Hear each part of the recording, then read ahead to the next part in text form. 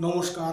বর্ষ শেষ ও নববর্ষের প্রীতি, শুভেচ্ছা ও ভালোবাসা জানিয়ে আমি আমার কবিতা, আমার গান, কিছুক্ষণের অনুষ্ঠান চ্যানেলে আজ আপনাদের সামনে যে কবিতা নিয়ে হাজির হয়েছি, কবিতার নাম অস্ত্র ভাঙার পণ। এত গোলাবারুদের প্রয়োজন নেই আর, যুদ্ধবিরত থাকো। নিরীহ মানুষ মেরেছো যে তার হিসাবের অঙ্কটা কত। পঙ্গু করে রেখেছো যাদের সুস্থ সবল দেহ, তারা আশাহত, তারা বঞ্চিত বাঁচার অধিকারী।